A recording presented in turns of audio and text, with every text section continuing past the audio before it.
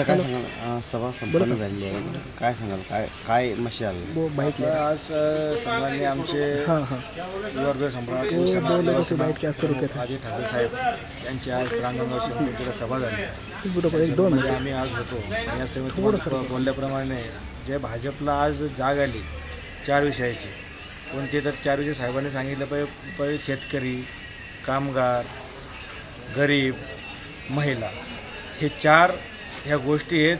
स्वतःच ज्या आपल्या अर्थमंत्री आहेत केंद्राच्या देशाच्या निर्मला सीतारामन यांना त्याची आज जाग आली की हे 4 गट खूप महत्त्वाचे म्हणून देशामध्ये. यांना ह्या 10 वर्षामध्ये भाजपला जाग नाही आली, भाजपला आज जाग आली शेतकऱ्यांची. मला एक सांगा, कोणताही केंद्रीय मंत्री, कोणताही केंद्रीय जो कृषी मंत्री आहे भाजपचा जो होता तो कोण, त्याचं नावही सुद्धा आम्हाला आज माहीत नाही. एकही कोणता शेतकरी इतका अवकाळी पाऊस झाला, प्रत्येक आपल्या इथं एवढं हे झाले, शेतकऱ्यांचे हाल अपेष्ट झाले. केंद्रीय मंत्र्यांनी साधं महाराष्ट्रात ढुंकून पण पाहिले नाही. इव्हन म्हणजे ह्या सरकारच्या काळात जवळजवळ 26,000 शेतकऱ्यांनी आत्महत्या केलेल्या आहे एवढ्या वर्षात. आणि याच्या परिस्थितीमध्ये ज्यावेळेस उद्धव साहेब मुख्यमंत्री होते, ज्यावेळेस सरकार चांगलं चालू होतं, त्यावेळेस करोनासारखा हा महामारीचा रोग ज्यावेळेस आलेला होता, अक्षरशः UP-मध्ये आपण बघितलं असाल की प्रेत असे नदीवरती फेकले गेलेले होते. तुम्हाला सांगतो महाराष्ट्रामध्ये आणि इव्हन म्हणजे आमच्या वाळूज, बजाजनगर, MIDC एरिया हा जो आहे, हा कामगार वर्ग इथे येणारी पूर्ण जनता ही UP, बिहार, प्रत्येक राज्यामधून आलेली जिथे जनता आहे. इथे जनता असताना उद्धव साहेबांनी प्रत्येक त्यावेळेस जातपात धर्मभेद न मानता सगळे आपले या विचारातूनच सर्वांना मदत केली, सर्वांना गाड्या उपलब्ध करून दिल्या, सर्वांना अन्न व्यवस्था उपलब्ध करून दिली. आजही बिहारची जनता आज उद्धव साहेबांचं नाव घेते आणि उद्धव साहेबांच्या नावाने जयजयकार करते. त्याचं कारणच हे की उद्धव साहेबांनी देशामध्ये खूप मोठं नाव कमवलं या कोरोना काळात आणि त्यांचं नाव हे देशाच्या 5 मुख्यमंत्र्यांपैकी 1 नंबरला आलं. हे आपल्यासाठी खूप मोठी गर्वाची गोष्ट आहे. आता सांगितलं की बाबा उद्धव ठाकरे यांच्यामुळं ते कोविड काळामध्ये ते गाड्या वगैरे पाठवल्या, मान्य.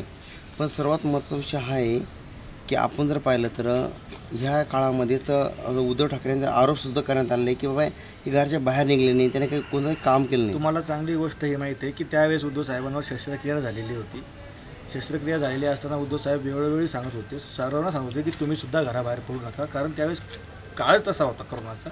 सर्वांना मी तुम्हाला अवस्था सांगतो की सक्का भाऊसुद्धा सख्या भावाजवळ जात नव्हता पॉझिटिव्ह असताना. त्यावेळेस आमच्यासारखे शिवसैनिक आम्ही स्वतः जाऊन त्यांना उचलून आणि ॲडमिट केलेले आहे. त्या काळामधून मी सुद्धा गेलेले, जवळजवळ माझ्या हातातलेच मी जवळजवळ 36 मृतदेह करोनाचे मी आमच्या इथे मशानभूमीमध्ये माझ्या हाताने मी ह्या गोष्टी केलेल्या आहेत, स्वतः हे केलेल्या आम्ही केलेल्या आहेत. त्यावेळेस आम्ही पुढे होऊन काम करतो, विचार केला नाही आम्हाला कोरोना होईल का म्हणून. त्यानंतर आम्हाला त्रास झाला हे आम्हाला मान्य आहे, पण आम्ही पहिले प्राधान्य लोकांना जनतेला दिलं. आणि साहेबांचं तुम्ही म्हणताय घरी होते, त्यानंतर ही गोष्ट घडली. साहेबांच्या मानेला तुम्ही बघा असाल बेल्ट होता.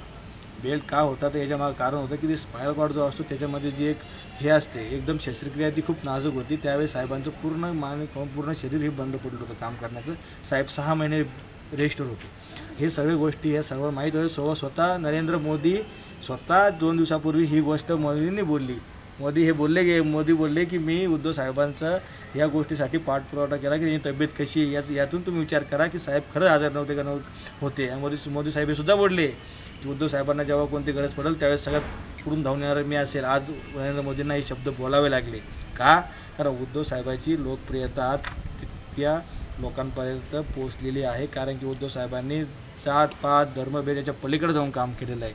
मी तुम्हाला तेच सांगतो की आपलं महाराष्ट्र राज्यसुद्धा आज केरळच्या दिशेने चाललेलं आहे, एक चांगल्या सुशिक्षित दिशेने चाललेलं आहे. आणि कोणताही जात भेद धर्म न पाहता आज चांगल्या प्रकारे लोकांना समजतं आहे की भाजपा हा कोणत्या लेवलने काम करतो आहे म्हणून, कोणत्या दिशेने राजकारण चाललेलं आहे म्हणून. पुलवामा असेल, प्रत्येक नोटबंदी असेल, प्रत्येक गोष्ट तुम्ही कोणत्या भाववाढी असेल, महागाई असेल, प्रत्येक गोष्टीमध्ये भाजप फेल आहे. आज तुम्हाला सांगतो प्रत्येक नागरिकावर 1,60,000 रुपयाचं कर्ज प्रत्येक भारतीयांवर आपल्यावर आहे. कसं आहे, कारण की जसं तुमचं सोन्याचे भाव वाढतात ना, ज्यावेळेस तुमचं GDP जेव्हा वाढतो ना, GDP जेव्हा घसरतो त्यावेळेस तुमचे सोन्याचे भाव वाढतात. लक्षात घ्या, जे सोन्याचे भाव वाढतं काय याचे कारणच ते महागाई वाढली. महागाई कमी झाली नाही. ज्यावेळेस फक्त 50 पैशांनी सिलेंडर वाढलं होतं तर ह्याच स्मृती इराणी यांनी केंद्रावर मोर्चा काढला होता, आंदोलन केलं होतं. हे तुम्हाला सगळं ज्ञात या गोष्टी. यूट्यूबला अजून पण त्या गोष्टी तुम्हीच तुमच्याच पत्रकार लेवलने तुम्ही दाखवलेले, सर्व दाखवले आहेत. आज 400चं सिलेंडर 1100ला गेलेला असताना सुद्धा ह्या तोंड बंद करून गप्प बसलेले आहेत. मला एक सांगा, मग यांनी हे कुठं पास झाले? यांनी कोणती गोष्ट कमी केली? प्रत्येक गोष्ट वाढलीच ना. याच्यामध्ये रोजगार कुठं वाढले? कोणतेच नाही वाढले. तरुणाची सुद्धा पिछेहाट झालेली आहे. महिलांचं सक्षमीकरण म्हणतात, कुठं महिलांचं सक्षमीकरण झालेलं आहे? पुढे इतके MPSC UPSCचे लोक मुलं पेपर, आज आधी साहेबांनी तेच सांगितलं, MPSC UPSCचं जे मुलं अभ्यास करतात, दिवस रात्र अभ्यास करून ते हे करतात. त्यानंतर जर पेपर फुटी होते तर मला सांगा, जो पेपर फोडतो त्याला आदित्य साहेबांनी आज त्या मुलांना आज वचन दिलं की जो पेपर फोडेल त्याला बी आम्ही फोडल्याशिवाय राहणार नाही, हे आमच्या सरकारशिवाय राहणार नाही. बरोबर, आदित्य साहेबांनी आज सांगितले. नाही बरोबर, हे प्रश्न तुझा बरोबर आहे. पण आपण जर सांगितलं की रोजगार देणार म्हणून सांगितलं, ते हे सांगितलं की रोजगार दिले आम्ही, पण मात्र महाविकास आघाडी सगळं म्हणजे आत्ता सध्या ती कमी पडेल असं दिलं. नाही, कमी पडेल असा विषय नाही आहे की आपल्याकडे येणारे जे फॉक्सकॉनसारखे जे प्रकल्प होते, सगळे मोठे मोठे प्रकल्प आपल्या राज्यामध्ये येत होते, ते आज सगळे गुजरातला गेले. हे का गेले? आपल्याकडे आलेले प्रकल्प आधी त्या कंपन्यांनी आपल्यासोबत केलेला करार झालेला होता, शेवटच्या अंतिम टप्प्यात होता. त्यानंतर गद्दारी झाली, उद्धव साहेबांना मुख्यमंत्री पदावरून खाली खेचत गेलं. त्यानंतर हे सगळ्या गोष्टी घडल्या. त्यानंतर BJPने ह्या सगळं गुजरातमध्ये प्रकल्प नेले. तर तुम्हाला ह्या गोष्टीच ह्या याच्यामध्ये काही खूप मोठं हे करायची गरजच नाही आहे ना. सायंटिस्ट बनवून कोणतं शासन करायची गरजच नाही. सर्वांसमोर दिसतं आहे ना आपलं की आपल्या तरुणांशी आलेला घास हा पळवला गेला. आम्ही म्हणत नाही की गुजरातचे प्रकल्प तुम्ही गुजरात देऊ नका, गुजरातचं जे असेल ते गुजरातला द्या, बिहारचं जे असेल ते बिहारला द्या, पण आमच्या महाराष्ट्राचं हक्काचं जे असेल ते आम्हाला द्या ना. इथं बी आमचे तरुण आहेत, उच्च शिक्षित आहेत, सर्व आहेत. कारण की संविधान लिहिणारे हेच आमच्या महाराष्ट्रामधलेच आहेत, विश्वरत्न डॉक्टर बाबासाहेब आंबेडकर. महाराष्ट्रावर बोलणार हे सुद्धा आहे, राज ठाकरे सुद्धा आहे, हे सुद्धा महायुतीसोबत आहेत. नेमकं मग ह्या वर्षीची अडचण निर्माण होईल? नाही, राज ठाकरे साहेबांमुळे कोणतीही अडचण निर्माण होणार नाही. कारण की राज साहेबांनी मागच्या वेळेस बघारे व्हिडिओ प्रकल्प राबवून यांच्या विरोधात रान उठवलं होतं. आज तेच राज साहेबांची तुम्ही सर्व कोकणामध्ये सभा ऐकल्या असेल की मला आजही त्यांचे काही गोष्टी पटत नाहीत म्हणतात, तोंडावर बोलतात. हे ते जरूर तुम्ही समजून घ्या ना की त्यांनाही काहीतरी ED CBI जे घरगडी आहेत BJP ते काही दाखवलं असेल म्हणून त्यांनी पण काही ते मॅनेजमेंट झाली असेल. नाही तर असं कोणी हे देत नाही. मनसे हा एकमेव राजकीय पक्ष आहे, चांगला त्यांचा पक्ष असताना त्यांनी उभं काय नाही केलं त्यांचे उमेदवार? कशाला दुसऱ्याचे मुलं ते करोड घेत आहेत? ते त्यांच्या त्याच याच्यापूर्वी ते 1 महिन्यापूर्वी सभेत ते त्यांच्या अधिवेशनात बोलले होते की दुसऱ्याचे पोरं मी कडेवर खेळवणार नाहीत, पण ते आज दुसऱ्याचे मुलं कडेवरती खेळवत आहेत. आणि ज्या नारायणाने गद्दारी केली त्यांच्या सभेसाठी ते कोकणामध्ये गेले. याच्या सगळ्यात मोठा निर्लज्जपणा कोणता होऊ शकतो याच्यामध्ये? हे जनता सगळ्या गोष्टी कळतात.